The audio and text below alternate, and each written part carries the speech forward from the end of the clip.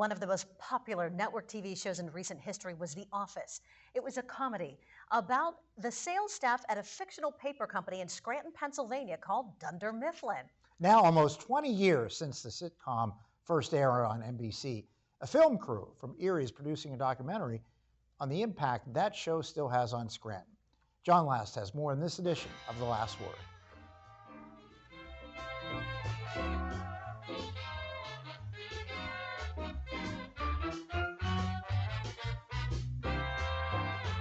Most Pennsylvania cities are known for something that put them on the map.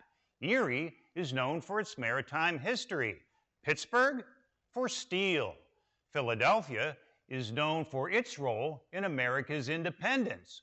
Scranton is famous for The Office. Erie filmmaker Brandon Soto is a big fan of the TV show called The Office, a sitcom based in Scranton. At the beginning of this year, he and fellow filmmaker D'Angelo Dixon were trying to think of the perfect subject they could turn into a documentary.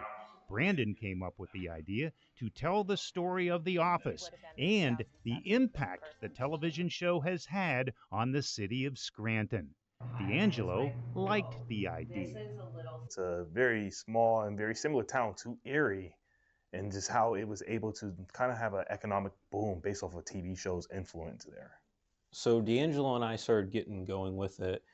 We started contacting people out in Scranton, figuring out who can we interview, who was involved with the show and stuff. Brandon and D'Angelo recruited Erie News Now videographer Brian Sneeders and Penn State Barron film student Madison Whitford to round out their crew.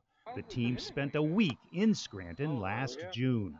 They interviewed the mayor and a representative of the Chamber of Commerce. The documentary crew was told that the producers of The Office wanted the show to be as realistic as possible. The sitcom's writers referred to Scranton businesses and landmarks during every episode.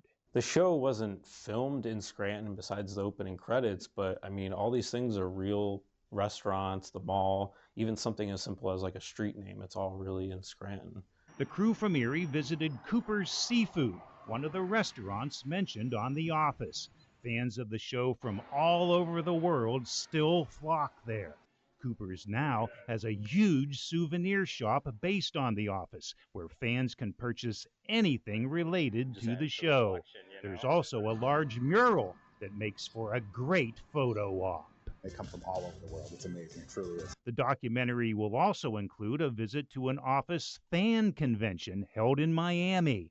The crew from Erie definitely wanted to include fans of the show in their project. There was a girl who had 20 or 30 some Office tattoos, all Office characters. We actually interviewed her. The entire documentary will be released in the spring of next year. With the last word at The Office, John Last, Erie News Now. Scranton had gone from cold to cool. Brandon and D'Angelo are planning to debut their documentary during a viewing party in Scranton. I used to live there. Oh boy, was it a buzz. It still is, obviously you could see, but they want to pitch this documentary to the Peacock channel, which currently airs reruns of The Office. And a preview of the documentary now available on Facebook and YouTube. We'll be right back.